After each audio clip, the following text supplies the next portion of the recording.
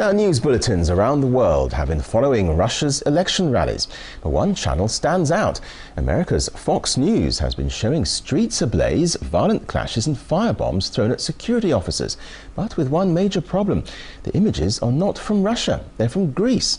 Marina Portnaya has been watching. America has its fair share of protests and political dissent to be dealing with. Instead of keeping an eye on the ball, the country's mass media machine has turned to protests in Russia and dropped the ball on reporting the facts. Thousands of protesters have gathered in Moscow, lashing out against Prime Minister Vladimir Putin and his ruling United Russia Party. The only problem is that this video is not from Russia. Fox News Channel aired video of fires and chaos in Athens, convincing viewers that this mayhem is playing out in Moscow. The Fair and Balanced network paid no mind to the Greek lettering in the background. In case you're wondering, it says Greek National Bank. What matters is that this is what Moscow protests have looked like. It's not surprising whatsoever that at the moment that there would be any kind of protest, no matter how small it be in Russia, against the Russian government, that it would be greatly exaggerated in media and used by the U.S. government as well as a way to try to somehow push for a change in Russia that would be more favorable to U.S. interests. Journalist and author Eva Golinger believes mass media is Washington's most valuable weapon in encouraging revolt elsewhere, under the mantle of spreading democracy, such as the so-called Orange Revolution in Ukraine or Rose Revolution in Georgia.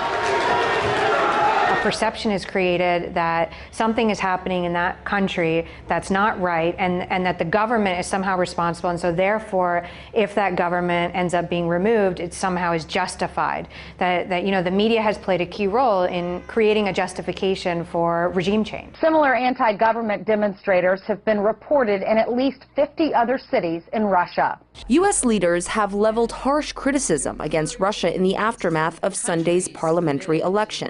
And critics say its free press has worked to reinforce the narrative. The media tends to march in lockstep with the government. It tends to take its cues from the government. It tends to, mobilize its resources to showcase what the government says is true, even when later it turns out not to be true. As was the case in this erroneous CNN report. Well, in eastern Russia, more than 3,000 people protested against proposed changes to the country's time zones. The video shown by CNN is not of protesters, but rather of soccer fans rioting in Moscow over the killing of a fellow supporter. The problem is that we showed the wrong pictures. Only after the error was repeatedly noticed, CNN owned up to its mistake. We do apologize for the error and are grateful to the many Russian viewers who have pointed it out to us. The sloppiness of it all is reflecting, the lack of awareness of the journalists themselves. Many of them are completely uninformed about the world. They have opinions that have no factual basis to them, but it doesn't stop them because it's what looks good that matters more than what really is true. The truth is that America has its own social, economic, and political challenges to be dealing with. And while Washington works on getting its own house in order, powerful mass media outlets can work on getting their facts straight. Marina Portnaya, RT, New York.